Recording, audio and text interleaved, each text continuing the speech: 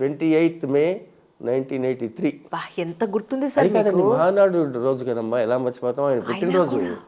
ఆయన పుట్టినరోజు అందరూ దేశంలో ఆల్ అపోజిషన్ నాయకులను అక్కడ కాన్క్లేవ్ అని పెట్టాడు విజయవాడలో.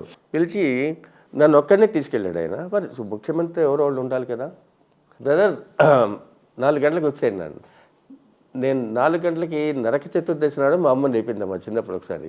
లేకపోతే 7 గంటల ముందర ఎప్పుడూ లేచిన పాపాన్ని పోలేదు. 4 గంటలకు మరి ఆయన దగ్గర ఉండాలంటే ఏంటి, 2:45 ఎప్పుడో లేచి స్నానం చేసి ఎంత చేసుకుని ఎక్కడో దూరంలో ఉన్నాను. సర్కులర్ గెస్ట్ హౌస్ అని ఉండేది ఇబ్రహీంపట్నంలో. అక్కడి నుంచి వచ్చి ఫస్ట్ కూర్చోగానే ఆయన బ్రదర్ ఇవాళ నేను స్పీచ్ ఇవ్వాలి కదా, కొంచెం హెల్ప్ చేయాలి. అది పాలిటిక్స్ యాక్చువల్లీ, నాకు సంబంధం లేని విషయం.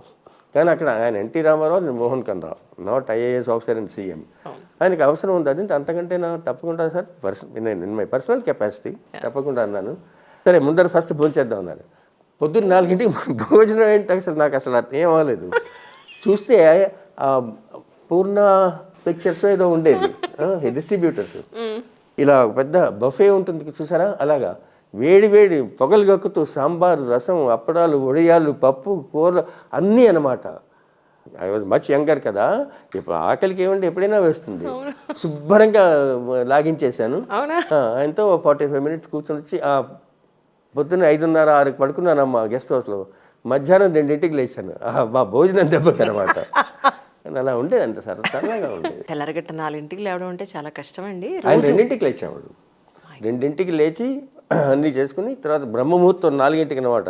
అప్పుడు ఆయన అది పూజ అది చేసుకుని తర్వాత మసాజ్ అది చేయించుకునేవాడు, ఎక్సర్సైజ్లు అవి చేసేవాడు.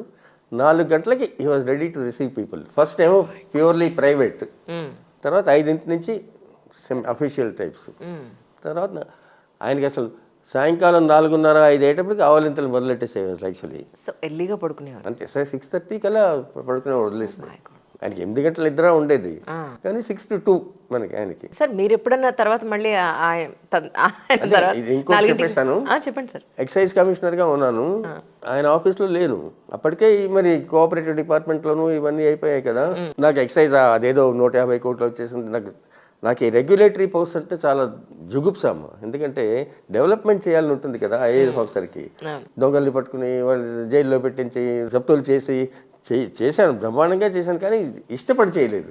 సో ఆయన ఏమో పిలిపించాడు ఒకసారి. నాకేంటి సంబంధం, ఆయన దగ్గర పెద్ద సైన్యం ఉంది ఐఏఎస్ ఆఫీసర్స్ అందరూ. పోస్టింగ్స్ గురించి సీనియర్ మోస్ట్ చీఫ్ సెక్రటరీ దగ్గర నుంచి కింద దాకా అన్నీ ఇదిలాగా అదిలాగా అన్నట్టు నాకు తోల్చిందేదో అంతా చెప్పాను.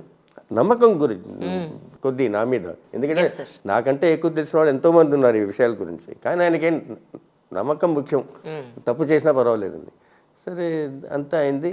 చివరికి వెళ్ళిపోతూ, సార్ నాది కూడా ఒక చిన్న కోరిక అండి, ఈ ఎక్సైజ్ డిపార్ట్మెంట్ బోరు కొట్టేస్తుంది, కొంచెం నాకు అగ్రికల్చర్ డిపార్ట్మెంట్లో వేయండి అన్నాడు. ఆయన మీకు తెలుసు కదా, ఏమనలేదు, వెళ్ళిపోయింది. మర్నాడు చూస్తే అది కోఆపరేటివ్ డిపార్ట్మెంట్ నుంచి ఎక్సైజ్ డిపార్ట్మెంట్లో వేశాడు. అది ఇంకా దరిద్రం అసలు. అసలు అంతకంటే అదంతా ఒక it's like a snake pit. సరే ఇంకా నేనేం చేస్తాను మరి, పొద్దున్నే అక్కడికి ఫస్ట్ ముందర రోజు ఛార్జ్ తీసుకుని వెళ్ళి హేమచంద్ర ప్రసాద్ అని ఒకరు ఉంటాడు, ఏమయ్యా ముఖ్యమంత్రి గారికి చెప్పు ఎక్సైజ్ కమిషనర్ మోహన్ కన్రావు వచ్చాడని చెప్పాను. ఎందుకంటే I didn't want him think ఏదో వీడేదో మళ్ళీ బేరం పెట్టడానికి వచ్చాడేమో, ఇష్టం లేదని చెప్పడానికి. కానీ నువ్వు చెప్పావు, నాకు ఇష్టం లేదని చెప్పాను, నువ్వు చేసావు, అయిపోయింది. కానీ it's only after doing that I'm coming to you అని చెప్పింది. జరిగేవాళ్ళ ఏదో సార్. సివిల్ సర్వెంట్స్కి మీకు ట్రైనింగ్లోనే చెప్పి ఇంపార్టెంట్ పాయింట్స్ అంటే ఏం చెప్తారు సార్? అమ్మ చెప్పేవేనో చెప్తారు. అంటే your just servant, public servant, నువ్వు ఎంతవరకు ఉండాలో అంతవరకు ఉండమని చెప్తారు. మసూరిలో చెప్పిన తగ్గంటే మాకు ఎంఆర్ పై గారని మా గురువు గారు లాంటి వాడు, ఆయన చెప్పాడు, you are not a government official, you're a public servant అని. You're a servant of the public. నీకు జీతం ఇచ్చేది ఎవడు? ప్రభుత్వం కాదు, చీఫ్ మినిస్టర్ కాదు, చీఫ్ సెక్రటరీ కాదు. నీ జీతం ఎక్కడి నుంచి వస్తుందంటే ప్రజలు కట్టిన పన్నులతోటి. ఆ పన్నులు కట్టేది ఎవరు? ప్రజలు. సో యువర్ పబ్లిక్ సర్వెంట్ అని. అది తెలిసాక అంటే మా బాస్ ఎవరు? పబ్లిక్. అది తెలిసాక ఇంకెవరిని చూసి లెక్క చేయక్కర్లేదమ్మా. ప్రజలకి మంచి జరిగేదైతే చెయ్యి, హాని జరిగేదో చెయ్యకు, అంతే. That's all. ఎవరేమన్నా చెప్పని. సో 2 చెప్తుంటాను ఇప్పటికీ. when I'm taking classes for these youngsters who are appearing for the civils. 2 శత్రువులు సివిల్ సర్వెంట్కి. ఒకటి భయం, ఒకటి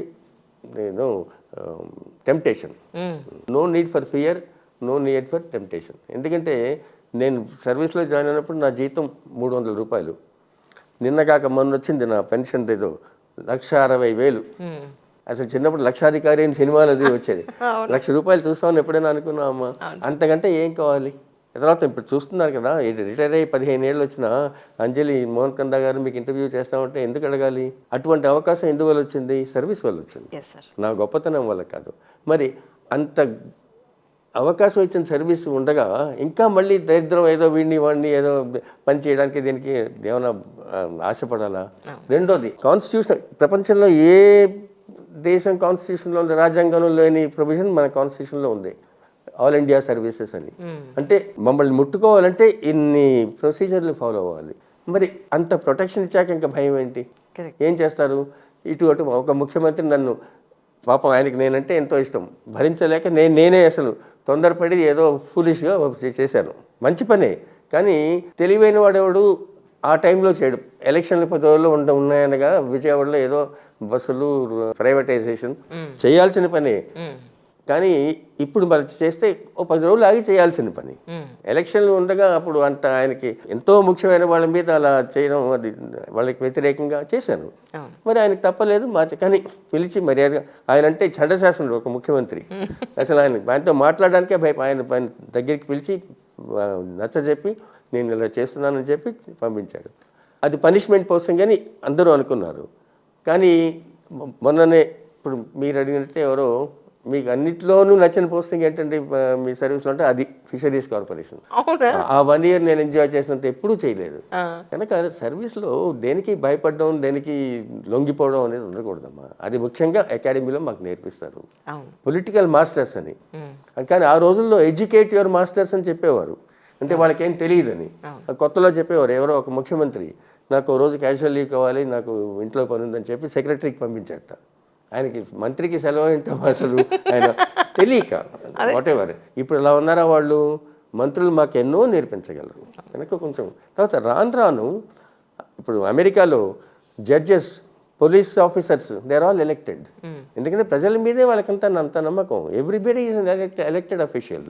సో అటువైపు వెళ్ళాలి, కానీ మా పవర్స్ ఏదో పోతున్నాయి, IAS officers are becoming weak and meaningless, ministers are interfering ఏంటి? అది ఆయన ప్రభుత్వం. ఒకటి రూల్స్ అండ్ రెగ్యులేషన్కి వ్యతిరేకంగా చేయమంటే మాత్రం అది ఒప్పుకోకూడదు. కానీ we must remember, they are the masters, we are the servants. And we are not their servants. We are servants of the public whom they represent. That is the important thing.